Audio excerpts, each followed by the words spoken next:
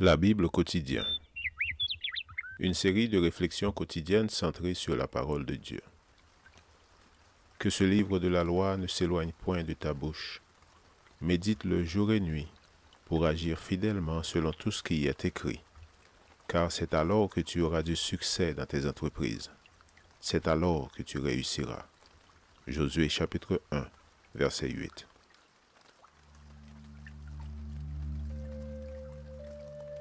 Aujourd'hui, le 26 octobre, je les ai dévorés.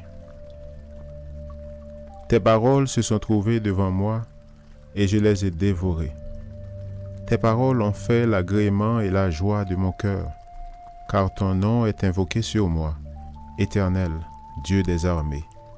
Jérémie chapitre 15, verset 16.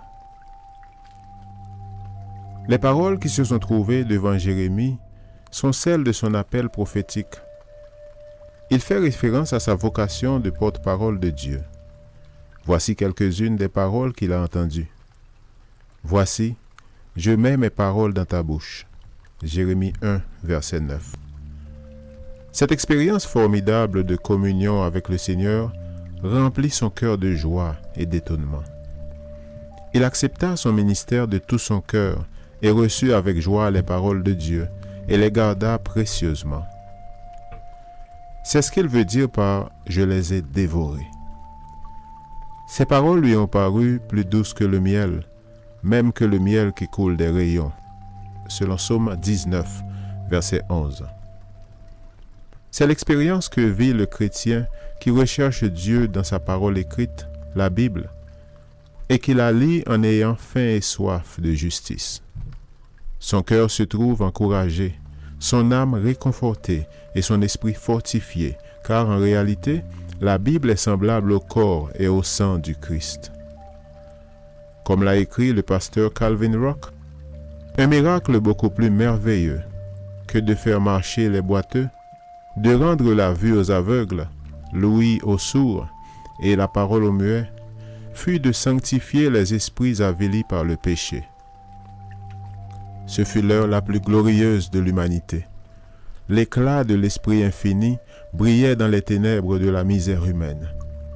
3 années durant, les habitants de la terre bénéficièrent de cette énergie au contact du jumeau divino-humain de Dieu. Puis, quand il s'en est allé, la chair est devenue parole et s'est matérialisée dans le livre qu'il a laissé. Le Christ était l'incarnation de la parole. La Bible est la chair muée en parole, et d'elle émane la même puissance vivifiante qui se dégageait de sa présence parmi nous. Fin de citation.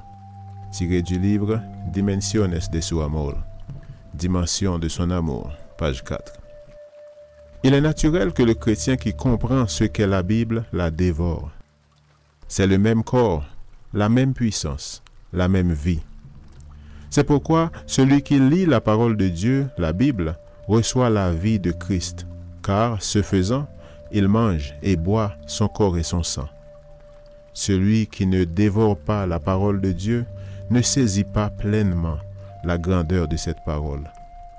Pour Jérémie, cela était très clair, car il l'a reçu de tout son cœur et a su que le nom de Dieu avait été invoqué sur lui.